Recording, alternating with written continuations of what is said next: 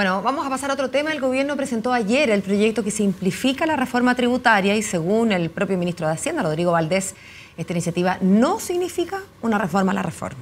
Precisamente para conversar de este tema, a casi un año de su aprobación en el Congreso de esta reforma, nos acompaña mañana en directo el senador de RN, integrante de la Comisión de Hacienda, José García Ruminot. Gracias por estar con nosotros, senador. Bienvenido. Muchas gracias, Sebastián. Hola, Paola. Primero me gustaría despejar esa aseveración del ministro Valdés, de que esta no es una reforma a la reforma. ¿Qué alcance tiene efectivamente los cambios anunciados ayer, senador? Yo coincido con el ministro, yo creo que es un ajuste, básicamente de simplificación, de aclaración, porque cuando se terminó de publicar las famosas circulares, ¿sí?, las 50 circulares, algunas de ellas se excedieron. Por ejemplo, la circular que regula el tema desde cuándo se hace aplicable las normas antielusión. Y la circular dijo de antes, para los hechos que hayan ocurrido antes de la dictación de la reforma incluso. O sea, como que operaba con efecto retroactivo. Con efecto retroactivo, que nunca fue el espíritu, nunca. En ese sentido nosotros nos alegramos de las precisiones que va a significar este proyecto, pero no es una reforma a la reforma. Senador, pero considerando la cantidad de circulares que se tuvo que emitir para poder desenredar y hacer operativa esta reforma, considerando este cambio que se va a hacer ahora, ¿quiere decir que la reforma era mala directamente? A ver, la reforma es mala, pero por otras razones. Lo de las circulares, el Servicio de Impuestos Internos todos los días emite circulares. Ya. Las circulares son directrices para la acción de fiscalización que cumplen sus propios funcionarios. ¿Pero es normal que haya 50 circulares en un plazo acotado de una ley nueva? Lo que pasa es que respecto de esta reforma, la profundidad que tiene esta reforma tributaria, a mí no me asusta que se hayan tenido que dictar 50 circulares. ¿Sabe por qué creo que es importante aclarar eso, senador? Porque al final la sensación con que uno se podría quedar, o la ciudadanía podría quedarse, es que al final esto era un enredo, no sé, un nudo ciego. Y uno se pregunta por qué hay mala técnica legislativa, más allá de que usted considere que el proyecto es bueno o malo según ciertos fundamentos de derecho tributario.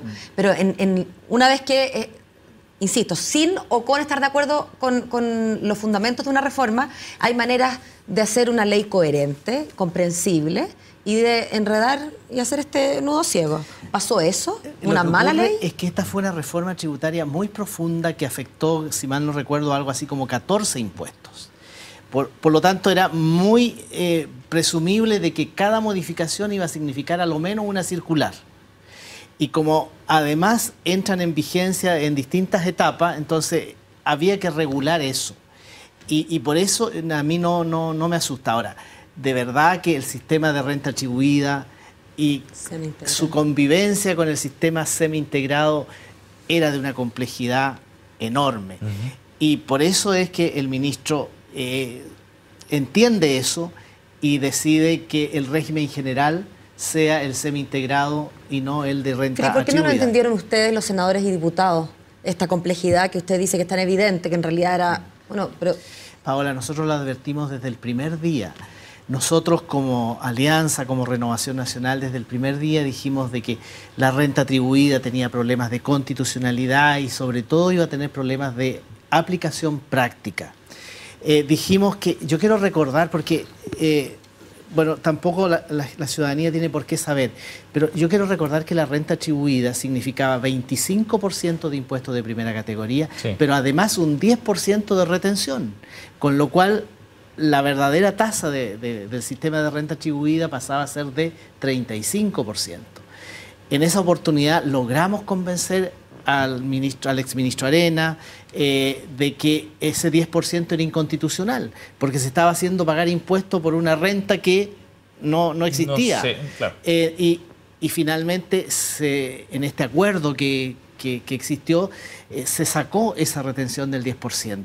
Pero desde el primer día nosotros dijimos los problemas que iba a significar la renta atribuida y yo no hablo de la convivencia de los dos sistemas, porque yo quiero recordar que el régimen semi-integrado por el que nosotros peleamos para que se incluyera en la reforma tributaria y que fue determinante para sumar nuestros votos a esa reforma, se acordó 3 o 4 días antes de cerrar el famoso acuerdo.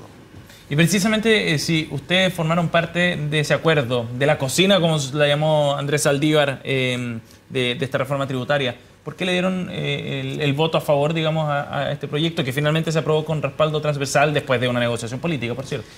Primero porque la reforma tributaria era muy mala, la reforma tributaria original era muy mala y muy dañina para la economía del país. Primero porque el único sistema que se establecía era el de renta atribuida, con tasa de 25%, pero 10% de retención, o sea, tasa efectiva 35%, sin ningún incentivo al ahorro, sin ningún incentivo a la inversión. No había ningún sistema especial para las pymes.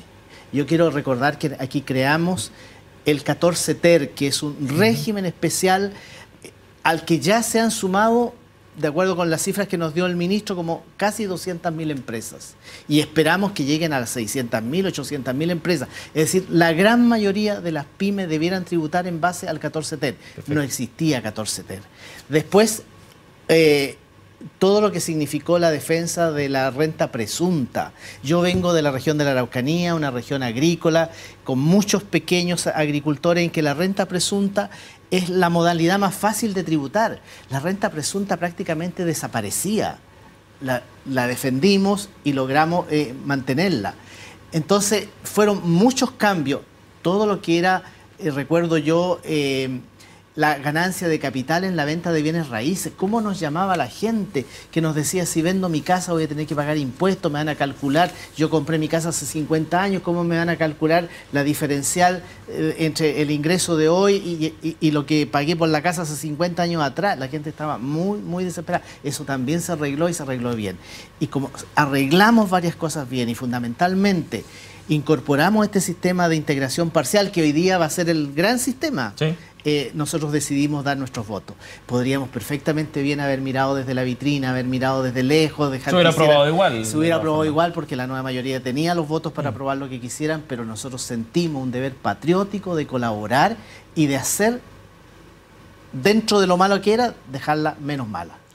Senador, hablemos de la ilusión. Hay una cantidad en la ley nueva, no en el proyecto de ayer, digamos, sino que en la ley original que se aprobó, una cantidad de normas para evitar la ilusión. Y sin embargo, ayer el ministro decía que también este ajuste tiene que ver con cerrar la puerta a ciertas grietas, digamos, que quedaban por donde se podía eludir. ¿No se hizo bien entonces la pelea contra la ilusión en la ley original?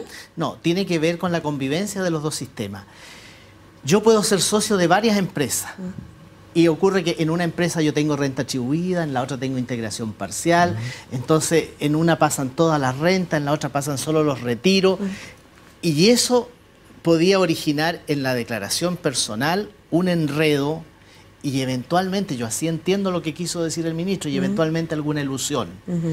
Pero es curioso porque el propio Servicio de Impuestos Internos hace una par de semanas atrás estaba sosteniendo de que no había ningún problema con la renta atribuida, de que ellos tenían todos los sistemas vía computadores, de tal manera de que iban a llevar el control de los contribuyentes, en fin. No, yo creo que el ministro lo usó como una forma también de justificar este ajuste a la reforma.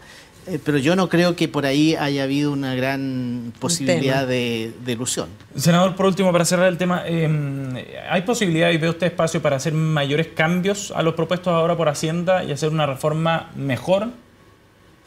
Nosotros, la reforma tributaria, como va a quedar después de este proyecto, igual deja un problema que a mí por lo menos me incomoda sobremanera. Y es que los contribuyentes extranjeros acogidos a los convenios que evitan la doble tributación van a pagar menos que contribuyentes chilenos. El contribuyente chileno puede llegar a una tasa en el global complementario del 44,45%, que son las tasas altísimas. El contribuyente extranjero va a llegar al 35%. Harta diferencia. Entonces, eso a mí me incomoda.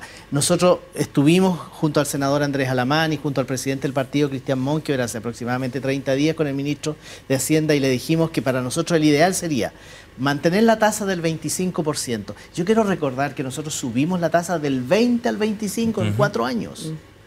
O sea, estamos subiendo en 5 puntos el impuesto de primera categoría en la renta.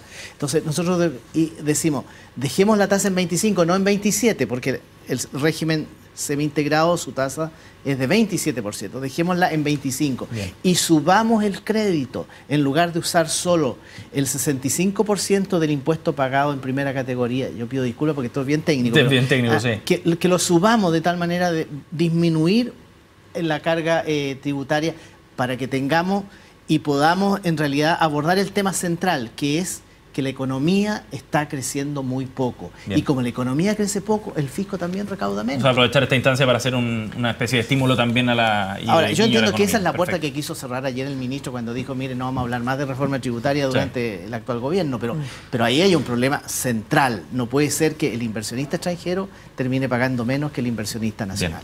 Senador Muchas gracias, García senador. Rumenot, gracias A por haber ustedes, venido. muchas gracias. Buen día. Muchas gracias.